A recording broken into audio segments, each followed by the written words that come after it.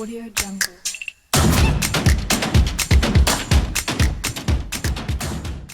Hello friends, it's another episode of Off the Cuff here with Joey Rasdien, and today I am honored and lucky to have a head coach with us here today. I think I'm a month older than him. He was born on the 24th of May 1976, and I was born on the 22nd of April 1976. So I'm definitely older than him. We are fortunate enough to have all the way from Galvandale also, South African hockey player, Jody Paul. Hey, welcome, Jody. Good. Thanks for that intro, Joey. Yeah, it's quite, we must try. Must. So tell me, can you still speak Afrikaans? I can. My funny thing is, my wife can't, but she understands it. So when we try and talk to the kids behind the backs, it's really funny. So ek praat nog 'n bietjie Afrikaans, Joey, nog 'n bietjie. Ja, praat jy nog 'n bietjie Afrikaans? Nee, lekker man. Ja, net 'n bietjie. Why is your wife from England? No, she's from PE. She's from PE and she can't speak Afrikaans. Nee, Circle, bra. say circle. Is it in Malabar? Is she from Malabar? So she's the daughter of Nola Sharnik, who was a teacher at St. Thomas. So they're from, I think, the Clary Estate. Okay, so St. Thomas. So did you go to St. Thomas school, ne? Yes. Yeah, for the people that's watching this for the first time, you guys don't know that Galvandale is one of those areas in a 50 square kilometer that produced the most players that represented, most sports people that represented their country at the highest level. And today we're speaking to a Olympian. Jody Paul, you were Olympian, and you went to St. Thomas School. Yes. It's amazing. So you were in matric when Ashwell Prince was in standard 6. I'm not that old, Joey. I'm not that old. No, I'm asking. No. I think he was a year below me. I'm almost sure he was a year below me. Yeah, then you failed, Jody. Because No. Yeah. Okay, well you younger than Lloyd, right? Yes. And you're older than Ashwell. Just about, I think about a year or two older than Ashwell, I think. Yes. I think you're 2 years older than Ashwell. And then three guys that I know from PE now are really successful coaches as well. Robbie P, Ashwell Prince, and you. You also now a successful coach, but not a cricket coach, a hockey coach. And you like the head coach of the Bath Buccaneers and University of Bath. Yes. Are you in Bath now? I live just outside Bath, but 20 minutes. I can't afford to live in Bath. It's too expensive. I know, brah. I know these people, they don't understand. I got a brah that works in London, but then he stays in Barcelona before COVID-19. He worked in London, and then he bought him up a place in Barcelona, and then he flies. He says, no, it's cheaper to fly from Barcelona to Heathrow, go to Spain, and fly back. I believe that. People who don't live here wouldn't believe it. I believe it 100%. I was like, are you mad, bro? He's like, yeah, Joey, I'd rather get up 4 o'clock every morning, pang a plane, go to Spain, and come back. It's cheaper. So just outside, about 15, 20 minutes outside Bath, much cheaper. Okay, quite. And how long have you been there for now? 16 years. 16 years. Yeah, that's a lot. My son turned 18 yesterday. So so basically you left after the Olympics. So 2 years afterwards, yeah. So you left after the World Cup. World Cup. So it was the year of the World Cup. I didn't make that World Cup squad. I was non-traveling reserve. And then I'm off. I'm done. And then you were off, yeah. So for those of the people that don't know, Jody also got a brother, John. Yeah. Are you twins? No, younger brother. And you guys played in the same team. Yeah. So he's probably, I hate saying this live in public, but he's probably a better hockey player than me. He was probably a better hockey player. Okay. But he didn't play defense. Did he play defense though? No. He wasn't good enough to play the back. He was one of those forwards. Yeah. You see. So you were the sterk man daarachter, the defensive guy, and he was like a link. Ne? Was he a link? Because I don't know Yes. so about hockey. Have you played hockey, Joey? Have you played before? My son played, but I never played hockey ever in my entire life.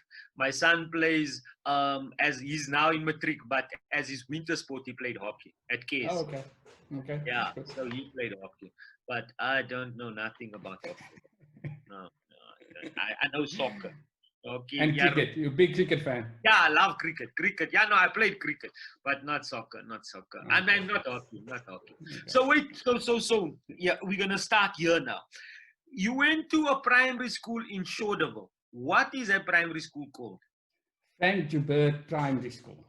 What's it called? Frank Joubert. Frank Joubert Primary School. That Yes. sounds like a rugby player. Frank Joubert. It was a really good school. I think back now, I've been watching your programs and they've been really interesting because it's made me think about how we grew up, where we grew up. Because I never used to think about, you just get on with things. And I've been watching, I watched Russell, Ashwell, it was really interesting. And primary schools and high schools are just, you were asking what was the thing? What is the thing that makes all these sports people? I think it's the people, your school teachers, your family, and in the place. So you think about Frank Joubert, you had Stephen Dry, who was a teacher, Mr. Matruis, loads of good teachers who looked after the kids. They looked after us. Well, can you just repeat that again? You said it's the teachers, the school, and your community. Yeah, definitely. I was thinking about it because I think a lot. I think I go driving. Yeah, no, it's good to think a lot. It's good, especially if you're a defender. You must. So I think you went to Frank Joubert Primary. Wait, you went to Frank Joubert Primary, and then you. How old is your cousin Clive? Is it Clive, ne, or Clyde? Yeah, Clyde. So Clyde would be Abrams. Clyde Abrams. Yes. I'm guessing now, but I think Clyde's about 39, 38, around there. Okay, so he was a bit younger than you guys. Yeah, definitely younger. Yeah. Okay, so that's that. We just wanted to ascertain that. And then all of you guys went to Frank Joubert Primary School in Shoreville. So there's me, Clint Duplessis. When are you getting Clint on? We're trying to get him. I don't know where is he, that guy. He's a very hard man to get hold of. Yeah. I think they said he was shy also. There was two guys that was very shy. Elroy van Reerden and Clint Duplessis. The two guys that is like, no, we don't want to do that. I'm like, guys, just be honest, man. Like, because that's what we want to see. What is sorry for breaking your work there. Yeah. So it was Clint Duplessis. So it was me and Clint, and then that was primary school. I'm talking about sports people that I can think of. We had that school, and then for high school, St. Thomas was at that time the best option for us. I remember my grandmother marched me into the school. And she said, you have to take him this. If you ask anybody else, ask Russell, because he's related to me somehow. He's a cousin or a second cousin or something. Oh, yeah. If you ask about Auntie Dolly in Galvandale, she knew everybody. My grandmother. Your grandmother? Yeah, she was the one that looked after us. Yeah. So she marched me in there. She got me to St. Thomas. And if you think about that, it's massive. All the teachers at St. Thomas were brilliant. Okay, so wait. Just from the top of your head, what teacher at St. Thomas made the biggest impact on your life? Probably Gary Dolly. Oh, probably. Yeah. Okay, Gary Dolly. He's now the chairperson of Galvandale now. Yeah. So I would say that because he was just so determined and he was just so straightforward, and he told you basically, stop messing around with that, do that. Like, he was really good. That is Daryl's brother, or Daryl's father? Gary would be Josh's dad and Richard Dolly's brother. So Denzel's uncle. Denzel's uncle, sorry. Denzel's uncle. That's it. So it's Denzel's uncle. And you played with Denzel as well, eh? Yes. So you guys went to the Olympics in 2004 together? Yeah. How was that? Tell me, how was that? Joey was unbelievable. I'll be honest with you, because before that, I was kind of in and out the team for a couple of years. One of those, you were in and you were out, and depended how many were available and long, all that stories. Yeah, I know that story. And then I got injured for a while, and I came back and I moved to Cape Town for a short while. Right. And I had really good tournament. I played at a good club there. Talking about a proper club. We don't have any clubs anymore. People keep telling me there was no, and the Central Hockey Club. I had a good tournament, interprovincial, got selected for Athens, and it was amazing because I went there with no expectations. Right. So there was no pressure. Right. I went there and it was really good to be on that stage with those kind of players and the team we had. Best experience ever. What was better, the 2004 Athens or the All Africa Games where you won the All Africa Games? Athens. Athens. Because with Athens, for me, I felt I was playing really well and I felt part of a team. Not saying I didn't the other one, but that was just a bit more special, Athens. Yeah, okay. So the Athens ones was, because it was also Olympics, I can imagine that. So besides hockey at school, at St. Thomas, what else did you play? Oh, Joey, I played everything. I wasn't good at everything. Everything. I played volleyball, baseball, tennis. I played one game of rugby, and I decided that's not for me. That's not for me. I need a big man. No. I mean, but as I was thinking about, you just played everything and that's the whole thing with the Galvin Grounds. That place, you could do whatever you wanted. Baseball, we used to play baseball in the summer. I used to love watching cricket. Right. But I never played. I think it just took too long because it just, you know what I mean? Yeah, there's just certain guys that is like, the patience. There's no patience. Yeah. But I used to love watching. I used to go in Galvin Grounds. I used to go take the bus to St. George's Park to go watch cricket at St. George's Park. And then my dad would pick me up afterwards. I loved cricket, but never played. All the other sports, I gave it a go. Wasn't good, but and then hockey ended up being the one. So Gary Dolly. So after school, what happened after school? So John your brother also went to St. Thomas, right? Yes. And Clyde, he was a bit younger than you. Then he also went to St. Thomas, right? He went to Grey High School. Oh, he went to Grey. Oh, rah. Rah. How do you like that for a tomato? So here's my question to you, Jody. Is that,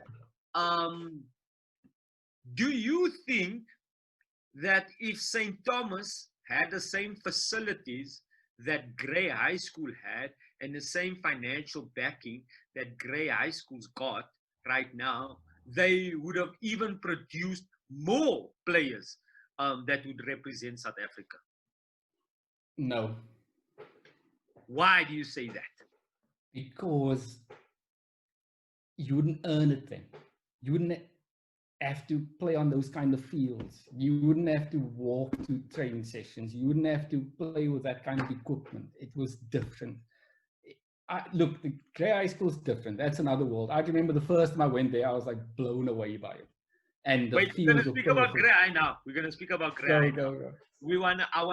I wanna drill this into our viewers.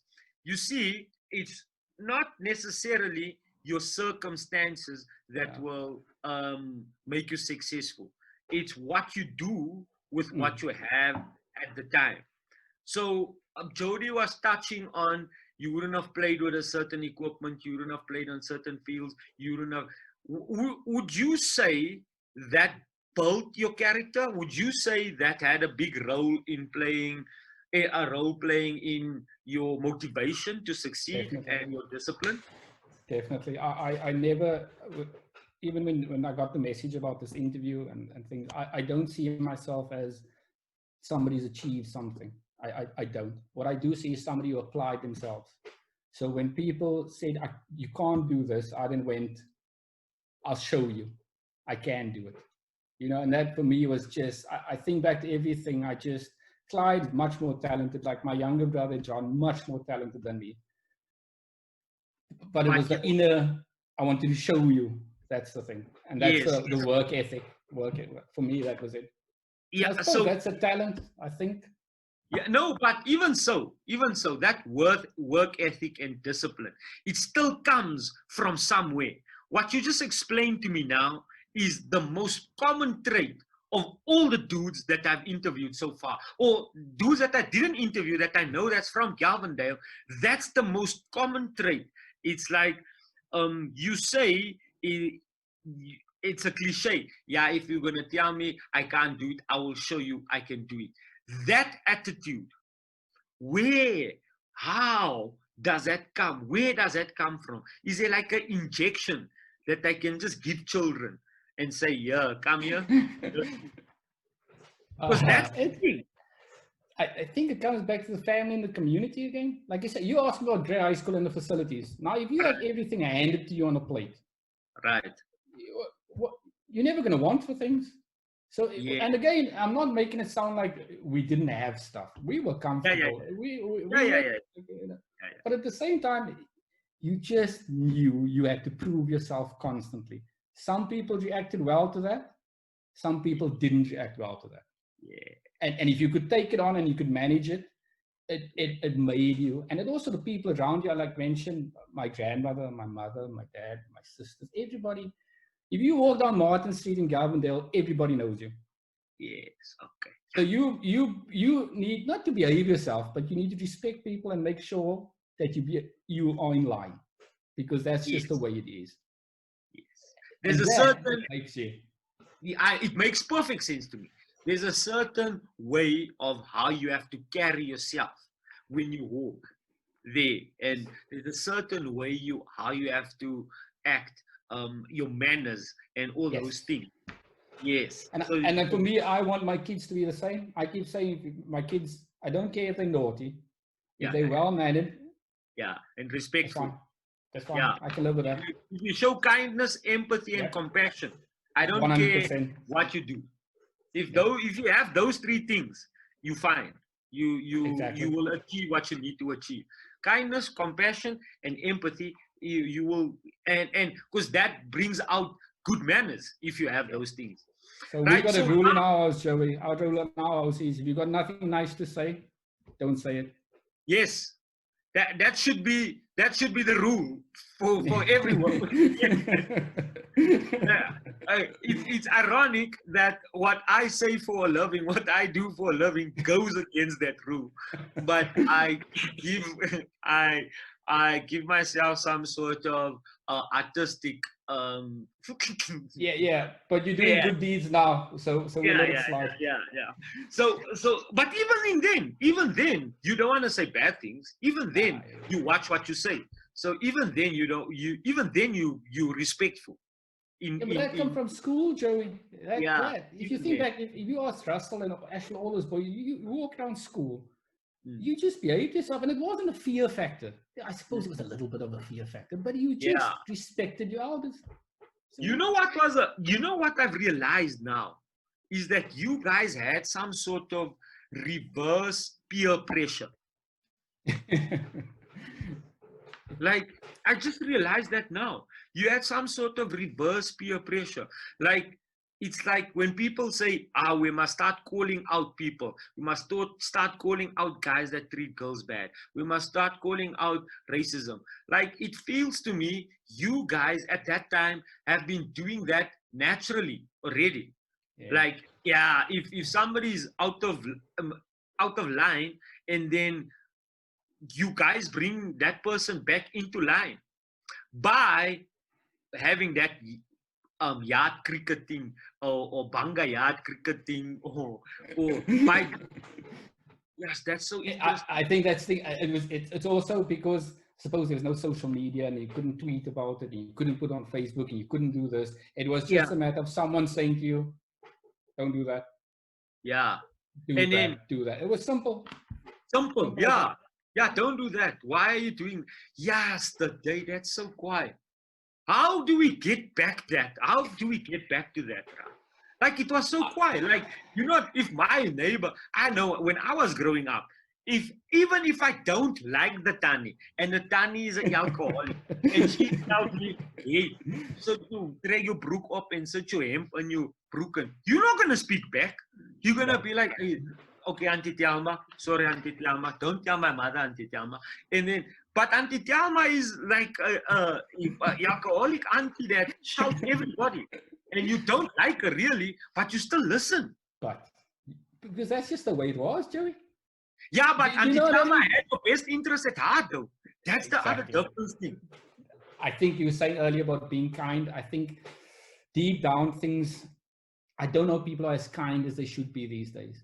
If you look at Yes. social media, it doesn't take much. I feel like it's all man now talking, but with my own kids, I look at it and I just go, just be kind. It's something that doesn't take much effort. It's something you can do for it with everyone. But the world is just, I mean, these past few weeks, the world's gone mad. It's mad. It's madness, bro. It's total madness. And I don't know why. And even if it wasn't for, like, I don't know, it's like a blessing in disguise that we have to do this now because of lockdown. But even if it wasn't lockdown, I was still, because it was my purpose to try and understand what the psyche was of the guys that come from Galvandale. And they have certain things in common. And I don't want to sound like a parrot repeating myself, but there were certain things that the guys that achieved a lot have in common. And that was the respect, the discipline, and not giving up, not taking what they have for granted. That is the word. Not taking what you have for granted. So and now, also not as an excuse, Joey. That's the other thing. People use it as an excuse. Oh, I don't have. Look at them. Look at this. Look at that. Don't use them as an excuse. Use it as a reason to be better. we call that the what about crowd. Like, what about them? What about them? What about them? Like, they don't want to take responsibility for their own environment and use that to move forward. And that's very difficult. It's very difficult. There's very few places in the world, I can guarantee you, that has that mindset that's entrenched in the people that grows up there. Maybe certain areas in Brazil where the footballers come from, Robinho and Ronaldinho and them, and maybe certain areas in Jamaica where the runners come from, where the Jamaican runners come from. Yeah, but you look at the communities there. Yeah. Other than that, they don't have that. So wait, so ladies and gentlemen, I'm speaking to a guy here that had 38 caps for South Africa, playing hockey. Brilliant, brilliant. But now you're also a coach. Tell us about that. How's that journey been? So moving out from PE, you at St. Thomas, and then what happened after that? Okay, so I got a bursary to go to UPE, studied there, played there. They couldn't get rid of me. I ended up being a coach, player coach. I just stayed there. And then Cape Town for a bit, and then came to the UK 2006. Got a full-time job at the university, which I couldn't say no to. Which university now? This is Bath University. Yeah. So you went from Nelson Mandela Metropolitan University to it's called now. Bath. Yes, straight. Yeah, UPE is called now. UPE is now called Mandela. Yeah. It's now called Nelson Mandela. NMMU. That's what it's called. So because they do good at hockey, those ones. NMMU, like in a varsity cup. NMMU. So you went from NMMU to Bath. In between, that was now after the 2003 Africa Cup winner, a medal. That was after the Athens Olympics. And then you said you went to the World Cup as a non-playing person there and whatnot. And then you got there into Bath. So basically, you played hockey, and while you were a coach there at NMMU, were you a lecturer or were you just no, just a coach. And I worked in the they started up a new shop, the university shops, where they sold all the sporting stuff and the staff kit and all that. So that I worked at the university and coached at the same time. Ah, lekker. And then that was now after you studied now. That was now after. Finished. Yeah. All right, and then you went to Bath University. Tell us about that now. It's a completely different world, honestly. A good place. It's just like it's amazing because also the kids that you're working with, we are not, so the big sporting universities are Loughborough, Nottingham University, all those. So Bath University is an academic, a full-on academic university, Right. and we've got a really good sports department. So it's a mixture of two. But you're working with intelligent young adults. The best thing ever is working with kids who want to be learn new stuff. Inquisitivity. That's the thing. It's the inquisitivity. Yeah. I always tell my son, don't ever stop being inquisitive. Yeah, definitely. Well, some of us as coaches, you've got to be. So so the university has been really good, and we've got the whole sports department is. Joe, you're more than welcome to come visit us at any stage. You walk in here, it is just massive, brilliant, nice, excellent facilities. Nice. So you joined there, and then did you have to do a different qualification to be able to coach there? Yeah. So I got the job. I definitely wasn't qualified for the job. Let's put it that way. In terms of playing, I was qualified, but in terms of coaching, nowhere near qualified. So when I came in, I had to do a level 3, level this, level that, and I did all of that. And it was good for me to make that transition from being a player to a coach, because that is a big difference. So, and I think the coach education in terms of hockey, I don't know about other sports in South Africa, it's not the best. Just in the world in general, it's not the best. But the university backed me in everything. If you needed to go on a course, they paid for the course. If you need to do this, they paid for everything. Okay. So I got my coaching credentials. Credentials. So through the university, they've been really good for me. Okay, so what's the difference between a university and the Buccaneers? So you've got basically, it's like taking Galvandale Cricket Club, and NMMU, and you put them together at the weekend. So at the weekend they've got that. That's the thing. So we've almost got, I wouldn't say the perfect model, but sometimes you have universities who are just universities. So they'll play on a Wednesday and they'll play at the weekend, and you stay in your team. For us, we've got Wednesday hockey, students only, and at the weekend there's juniors and golden old. Everybody plays together, so it's a big club. So you kind of mix with loads of different people. Lekker. So you like the head coach of both of that now, at that stage now. Would you say that not would you say, I would say that you growing up in Galvandale, having that foundation set by Gary Dolly and certain people, I don't know who else, I want you to mention a more couple of names, helped you in transferring that knowledge to and enjoying being a coach for these young, intelligent, inquisitive minds? Definitely. So the credentials is one thing. That kind of gives you the processes to deliver. Shows you how to deliver. But your foundation is what the person you are. So for me as a coach, I haven't changed as a person. I might talk slightly differently. I might deliver my product slightly differently. But those foundations come from school, my family, my friends, my wife, everything comes from there. And then that's a big thing now we're talking about coaching, is being authentic. It's being yourself. You can't be someone else. If you're coaching these kids, they'll see right through you. And then while you in South Africa at university at UPE, you also coached junior teams. Which junior teams did you coach here? So I did load of school stuff. I can't remember now. There's a couple of schools we used to do to earn money. Okay, I understand.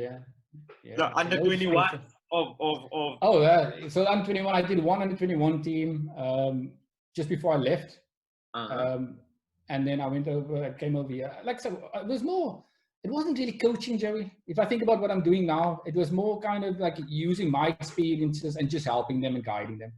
So it wasn't coaching, like, it wasn't changing a behavior. It wasn't helping them. What I'm doing now is I'm happy. Like I've got my family, and my job is brilliant. I get to coach at the university. I get to coach the best junior players in Great Britain. Lekker. Because I'm doing some work with the GB squads at the Wait, we're moment. gonna as well. get there. We're gonna get there. We're gonna get there. We're gonna get there.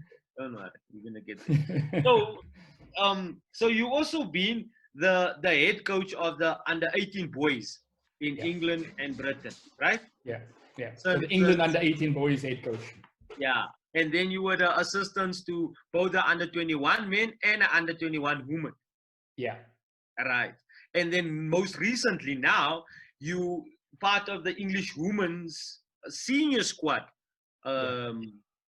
coach. How's that going? it's different. It's That challenging. must be a challenge, brah, because you're young. Like, Yeah, but this it's coaching, Joey.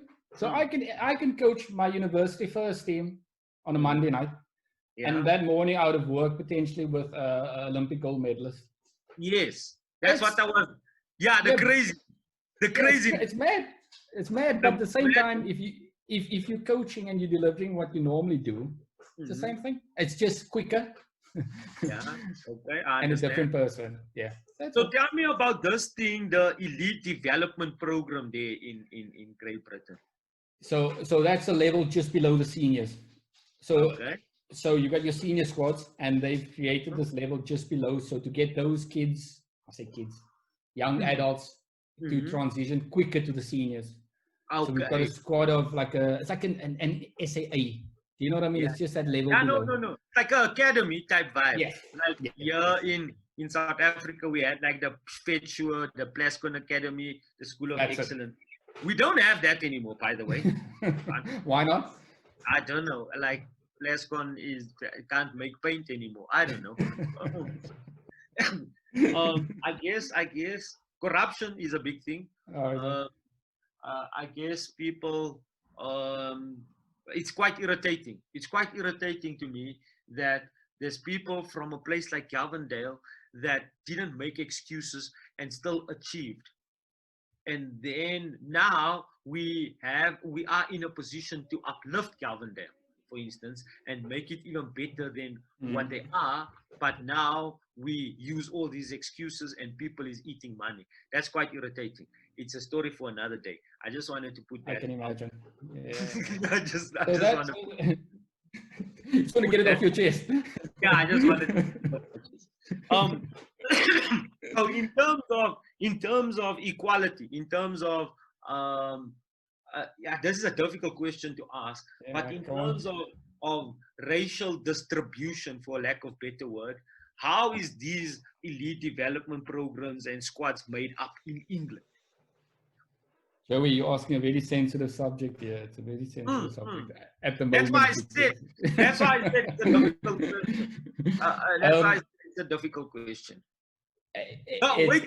You don't have to answer that. Answer this. You don't have to answer that specific question. This will give me the answer. Is there people from underprivileged backgrounds that actually make the elite development programs in Great Britain? Not enough of them. Okay. So it's actually like that all over the world, basically. Yeah. It is, especially in hockey. It's just,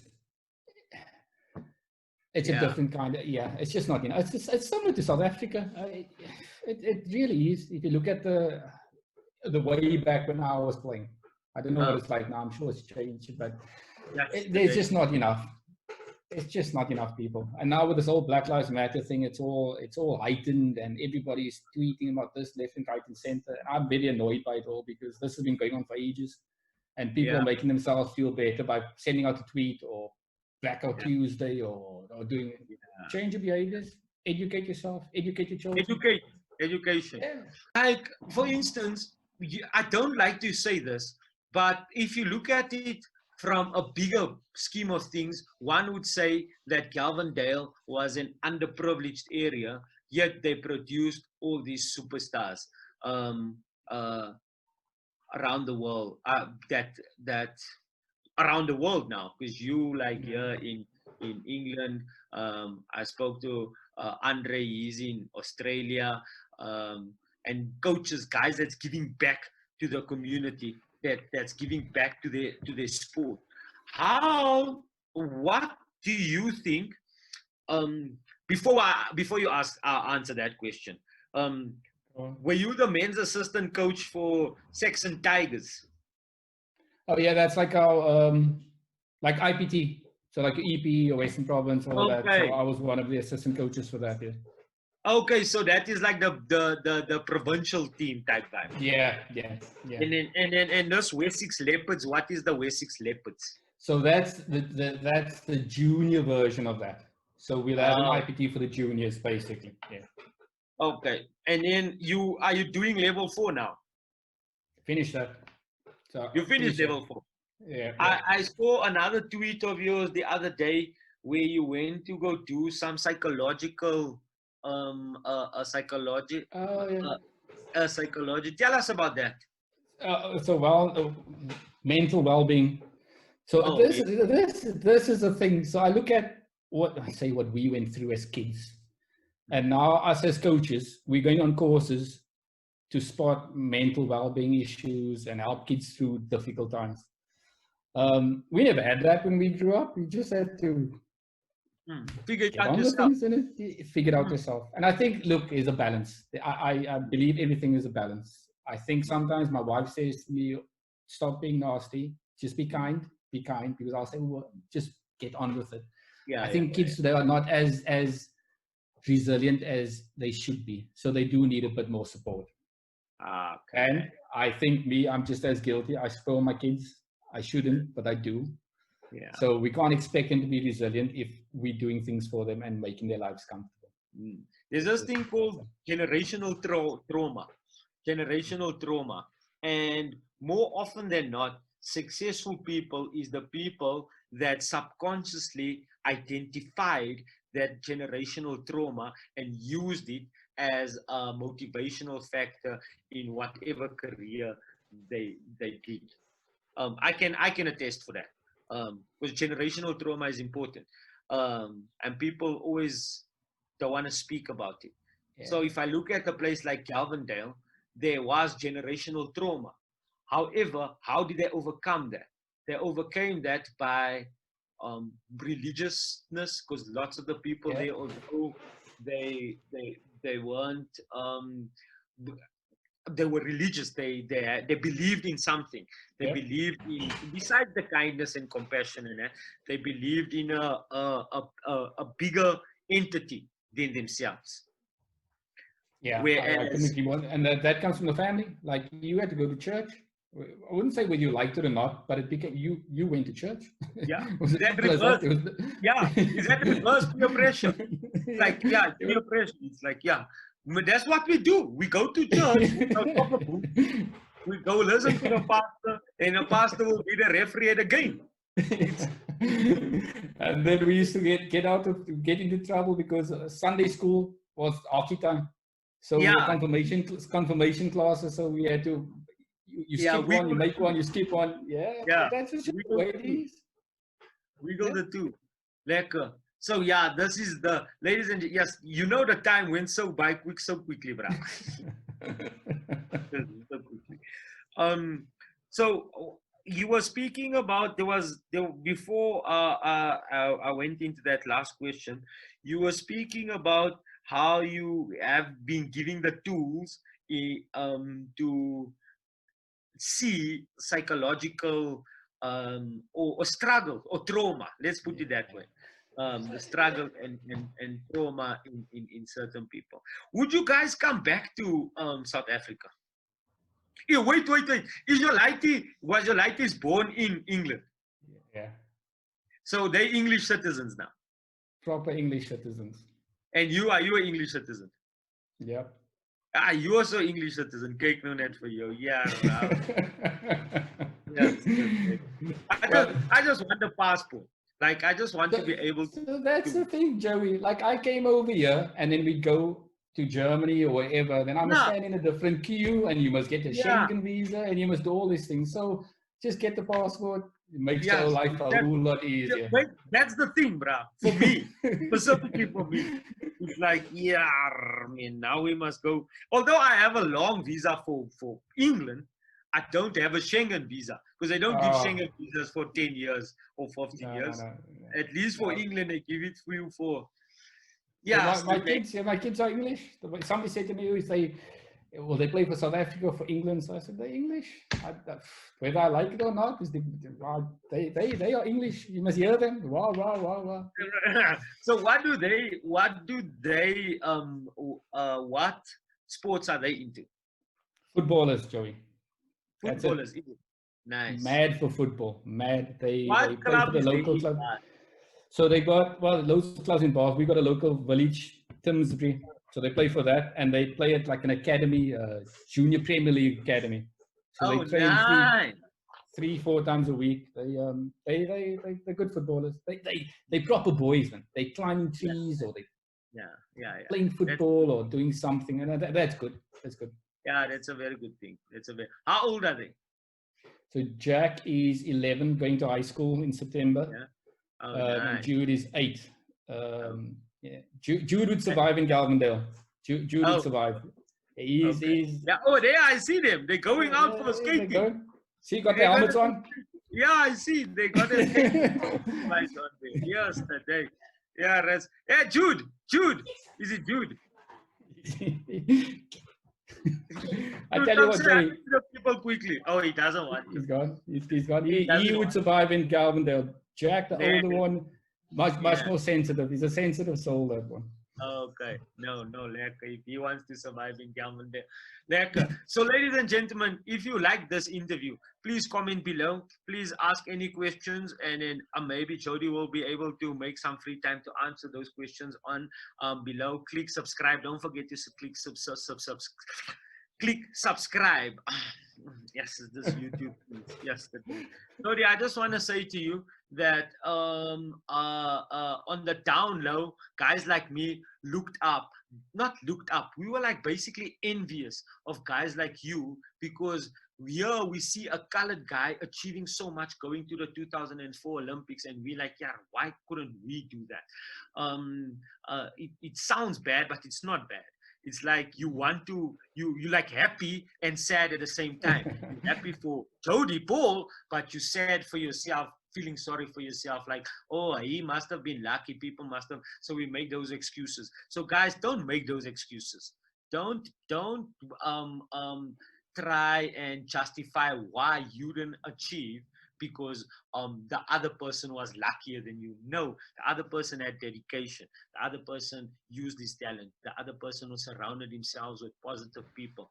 And in Galvandale, as we've seen over the couple of interview sessions, there was lots of positivity. Last one. Do you know Mr. Simon? I don't know Mr. Simon. Who is Mr. Simon?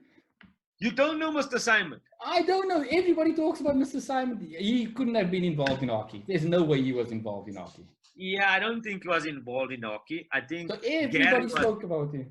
Gary was the hockey guy. Yeah, Gary was the hockey guy. Yeah, Gary was the hockey guy.